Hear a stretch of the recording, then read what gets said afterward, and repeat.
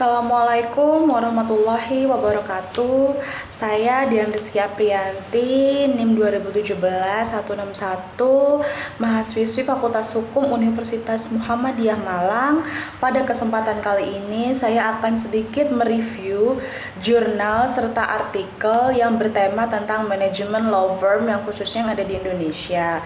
Kemudian pada mata kuliah kali ini, yakni mata kuliah manajemen law firm yang diampu oleh dosen saya, Ibu Tinu. Kemudian langsung saja izinkan saya untuk menjelaskan tentang artikel serta jurnal yang bertema tentang manajemen law firm yang ada di Indonesia. Langsung saja, jika jurnal saya kemudian saya ambil ini yang berjudul Implementasi Kewajiban Advokat untuk Menjaga Rahasia dari Klien, yang ditulis oleh Adi Nugroho. Kemudian jika artikelnya ada beberapa, saya sebutkan salah satunya ada advokat hitam mendominasi penegakan hukum hancur. Kemudian ada juga perlindungan advokat bagi kode etik yang sudah ada. Kemudian juga ada tentang negara hukum yang membahagiakan rakyatnya. Kemudian ada juga tentang metode pengantar penelitian hukum. Nah, pada video kali ini saya hanya akan merangkum ataupun langsung saja mempersingkat tanpa harus menjelaskan satu-satu dari isi-isi artikel atau jurnal yang saya baca.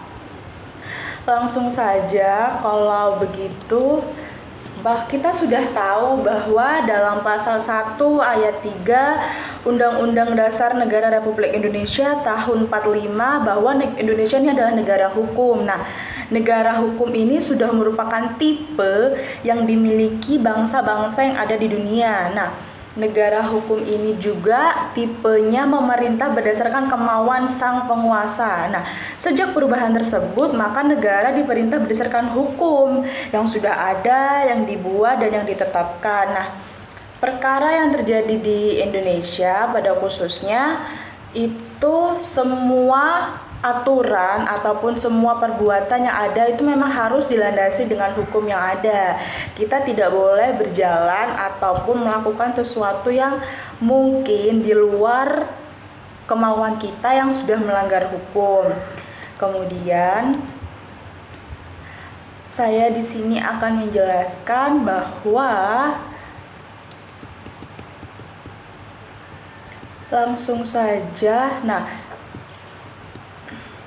Namun karena tak sesuai, di sini saya langsung memberikan salah satu contoh kasus ya, mungkin agar teman-teman yang menonton video ini dan melihat video ini bisa langsung membayangkan dan punya gambaran bagaimana sih kewajiban seorang advokat ini untuk menjaga sebuah rahasianya klien.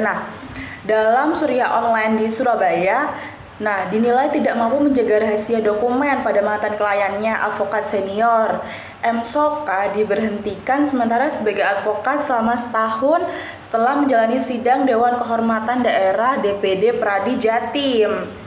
Kemudian yang dibacakan Ketua Majelis DPD Trimulya Desurjadi pada Jumat tanggal 18 bulan 10 tahun 2016. Kemudian kasusnya berawal ketika si pengadu, si Bambang Suyendro, ini melaporkan advokat M. Soka yang berkantor di Surabaya.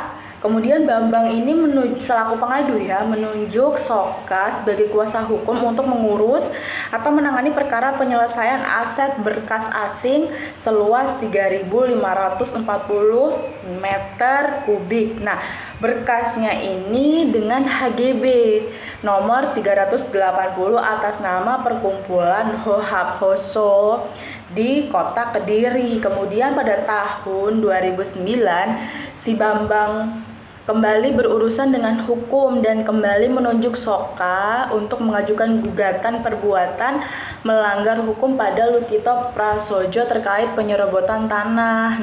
Soka ini diberi surat kuasa Bambang pada tanggal 15 Mei 2009. Kemudian Bambang kembali mengajukan gugatan serta tuntutan ganti rugi pada Lukito di Pengadilan Negeri Kota Kediri tentang penyerobotan rumah yang beda letak tapi masih satu objek. Namun tak sesuai harapan dari pengadu, Bambang lalu mencabut kuasa teradu terkait permasalahan hukum dengan Lukito. Nah, ya seharusnya setelah kuasa sebagai pengacara dicabut, teradu mengembalikan dokumen, setidaknya merahasiakan data pada dokumen ini. Nah, ini adalah kode etik dan menyangkut moral, ya. Begitulah dipaparkannya dalam sidang.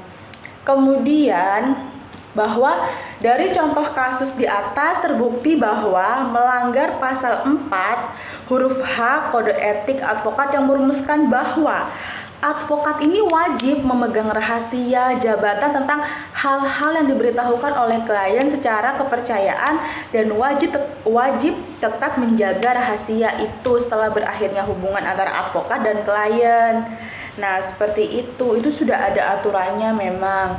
Nah, mengenai kewajiban tersebut sebenarnya sudah diatur dalam Kode Etik Advokat maupun Undang-Undang Nomor 18 Tahun 2003 tentang advokat, sehingga dapat diketahui bahwa penerapan hukum yang berlaku dengan fakta yang terjadi di lapangan ini kadang memang suka tidak bisa saya jelaskan, suka tidak bisa sejalan, karena kan bagaimanapun teori dengan pelaksanaannya memang kadang suka bertimbal balik seperti itu ya.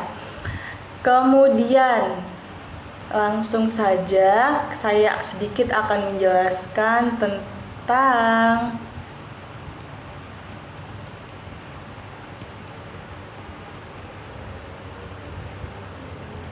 sebentar.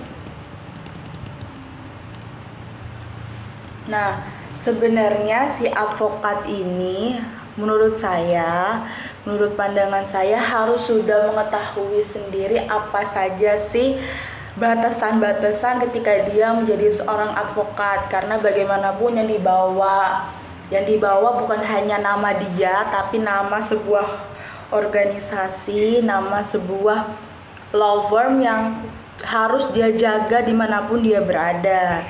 Nah, kemudian dalam implementasinya bahwa penanganan perkara pengaduan pelanggaran kode advokat ini juga tidak bisa seolah-olah atau dengan gampangnya dia dinyatakan bersalah, tetapi banyak sekali alur-alur ataupun proses yang harus dilalui. Yang pertama jelas pengaduan masuk ke Dewan Kehormatan Daerah selama 7 hari, ini harus dilalui. Kemudian Dewan Kehormatan Daerah sudah harus memeriksa dan menyatakan lengkap atau tidak berkasnya untuk pengaduannya. Setelah lengkap, kemudian dicatat di dalam buku register. Setelah dicatat, kemudian si DKD membentuk Majelis Kehormatan Daerah yang akan memeriksa dan memutus pengaduan tersebut. Setelah pemeriksaan, kemudian berkas-berkas ini dikirimkan kepada teradu. Nah, ini prosesnya ada 14 hari di sini ya. Jika berkasnya sudah dikirimkan, kemudian teradu mengirimkan jawabannya, teradu tidak mengirimkan jawabannya. Nah, jika teradu tidak mengirimkan jawaban, kemudian surat pemberitahuan resmi. Nah, teradu bisa mengirimkan jawabannya, teradu bisa juga tidak mengirimkan jawabannya. Jadi, di sini dikembalikan lagi bagaimana proses ataupun jawaban itu kembali kepada teradu. Dia bisa mengirimkan jawaban, dia juga tidak bisa mengirimkan jawaban, seperti itu.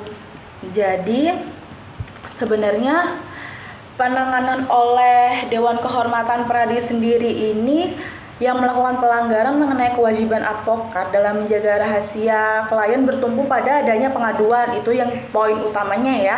Dilanjutkan dengan pemeriksaan berkas. Setelah lengkap maka akan diberitahukan dan penyampaian berkas aduan kepada teradu. Nah, si teradu ini diberikan batas waktu 21 hari untuk menyampaikan jawaban aduan atau replik yang dilakukan di luar pengadilan. Jadi ini non litigasi, sudah jelas.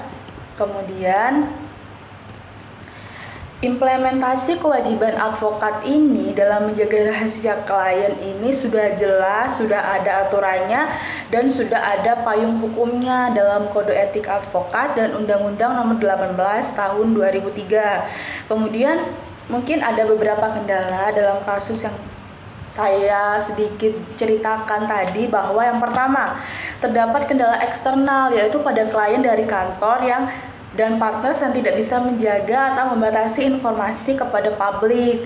Kemudian bahwa sama dengan sebelumnya, kendala eksternalnya bawa informasi ke pihak lain karena klien sendiri.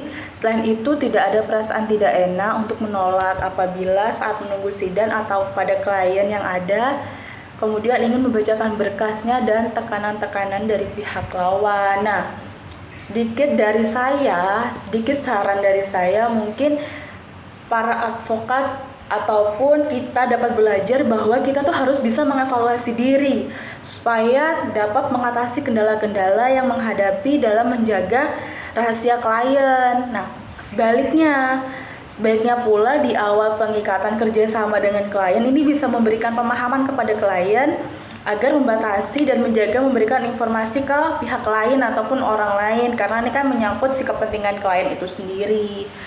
Sekian sedikit penjelasan ataupun review jurnal dan artikel dari saya, Dian Rizky Aprianti. Terima kasih banyak, semoga ada manfaatnya, ada berkahnya, dan bisa dapat membantu pembukaan pikiran untuk kalian yang menonton video ini. Terima kasih. Sekian dari saya. Wassalamualaikum warahmatullahi wabarakatuh.